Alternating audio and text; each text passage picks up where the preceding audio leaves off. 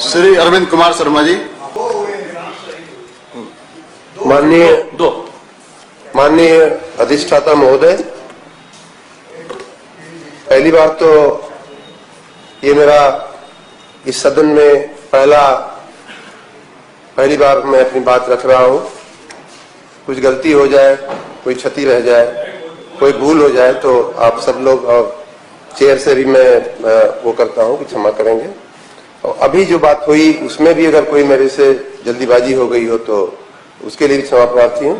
लेकिन वो हाथ उठाने के पहले मैं सबकी जानकारी के लिए मैं अपने पार्टी के वरिष्ठों से अनुमति ले करके हमने माननीय मंत्री जी और माननीय सदन के नेताजी की अनुमति से मैंने हाथ उठाया था।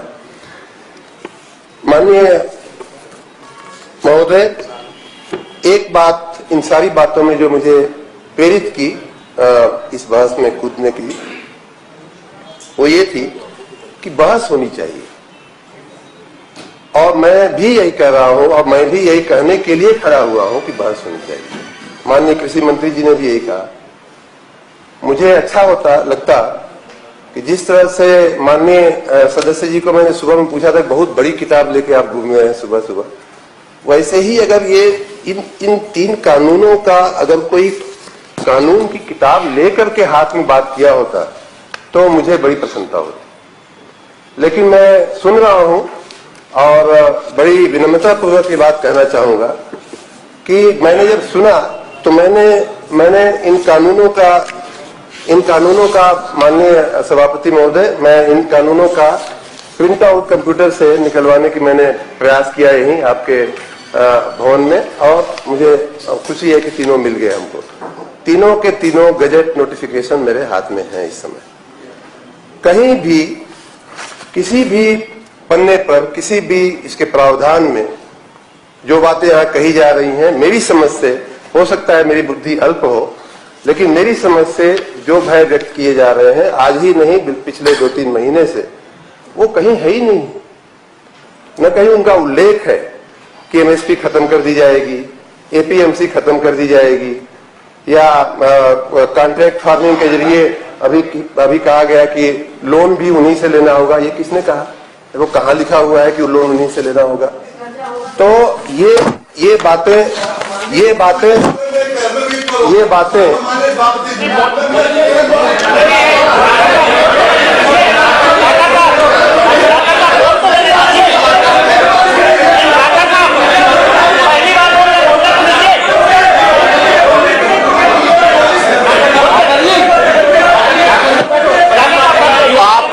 आपकी बातें सुनी, ये बातें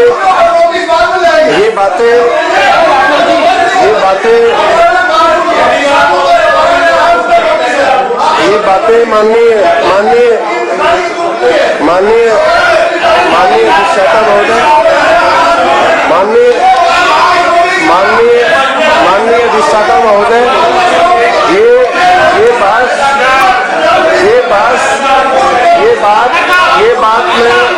ये बात मैं इसलिए कह रहा हूँ, ये बात महोदय मैं इसलिए कह रहा हूँ, ये बात महोदय मैं इसलिए कह रहा हूँ, ऐसे नोटिस में ये बात पैरा 4 में आपने खुद लिखा हुआ है, जो आपने लिख करके दिया है, उससे भी यदि आप इनकार करते हैं तो आपको कौन समझा सकता है? ये बात तो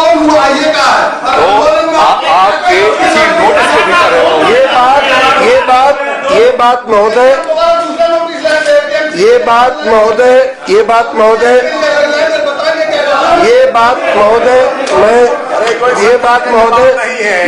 महोदय मैं 3 कारणों से कह रहा हूँ। पहला कारण यह है कि हमसे भी बड़ी संस्था, देश की सर्वोच्च विधायिका लोकसभा और राज्यसभा ने घंटों बहस करके इस कानून को पास किया है। क्या हमें नहीं, उनकी बात पे उन्होंने जो पास किया है,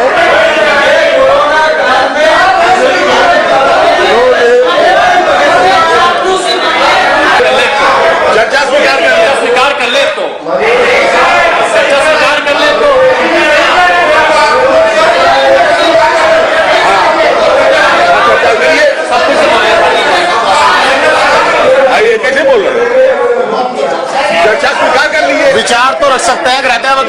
करते हैं?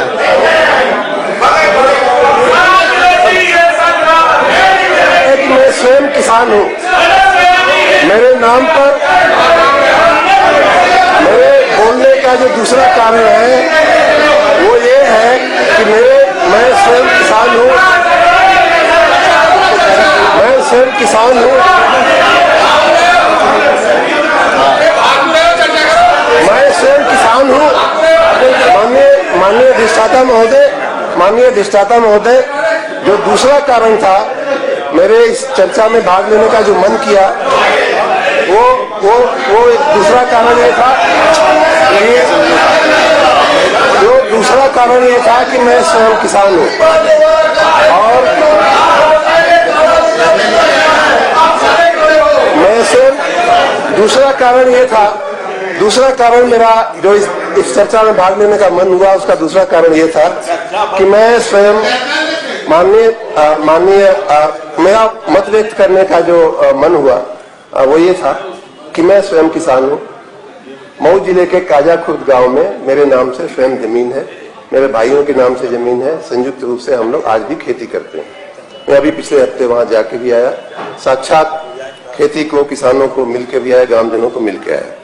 मुझे एक स्मृति है और जो कहा जा रहा है कि कृषि क्षेत्र की सारी समस्याएं ये जून में जो ऑर्डिनेंस हुआ उसके चलते पैदा हो गई, या सितंबर में ऑर्डिनेंस जो अधिनियम बन गया उसके चलते पैदा हुई।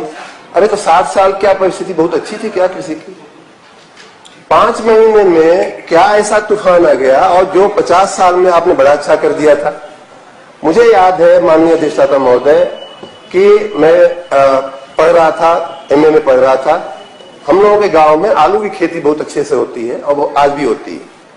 हमारे छोटे भाई, हमारे गांव के लोग रातों रात ट्रैक्टर लेकर के, एक कोल्ड स्टोरेज था मोहम्मदाबाद के आसपास, वहां लाइन लगा करके 2-2, 3-3 दिन खड़े रहते थे। कोई व्यवस्था नहीं थी कि आलू को जो है उसमें रख दिया जाए।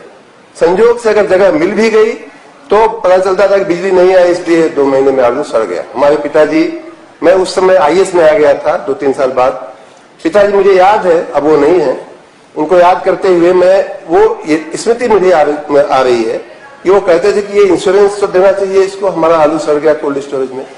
तो ये व्यवस्थाएं जो लचर हैं कृषि क्षेत्र की, वो इन 5 महीनों की, इन 3 महीनों की या इस अधिनियम के चलते उपस्थित नहीं हुई है। माननीय मोदी जी ने तो उन समस्याओं को खत्म करने का प्रयास किया है। और मैं एक बात और बड़ी स्पष्टता से कहना चाहूंगा कि जो डर है वो किसानों को नहीं है। मैं अभी उत्तर प्रदेश पूर्वांचल में कई जिलों में जाके आया हूं, कहीं कोई किसान को कोई चिंता नहीं है इस अधिनियम को लेकर के, बल्कि वो खुश हैं इस बात से। डर किसको है कि लोगों को मकान दे करके मोदी जो है एक एक मकान, एक एक घर, एक एक परिवार में पहुंच गए। लोगों को बिजली दे करके लोगों के दिल में एक प्रकाश के रूप में पहुंच गए। लोगों को गैस का चूल्हा दे करके एक एक व्यक्ति के किचन में पहुंच गए। आप गिराते बोले समय मैं उसी पे आ रहा हूं माननीय महोदय। किसान के खेत में ये एक इतना क्रांतिकारी परिवर्तन लाएगा।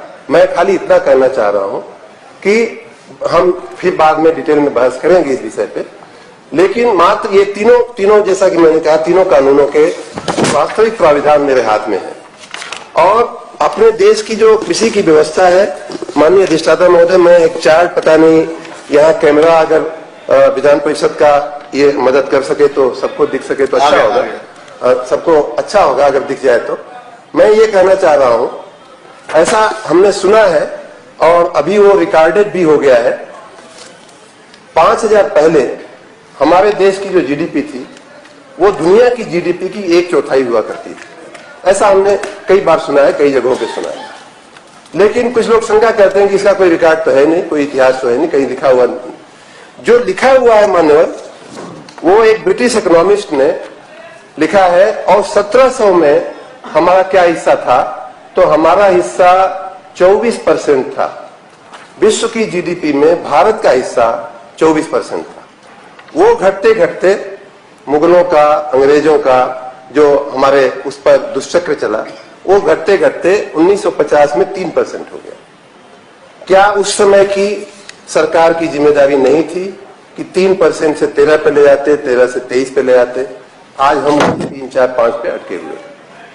तो कृषि की जो समस्या है या हमारी अर्थव्यवस्था की जो समस्या है मात्र इन 3 कानूनों के चलते नहीं है। उन कानूनों ने क्या किया है, अब मैं उस पर आता हूं।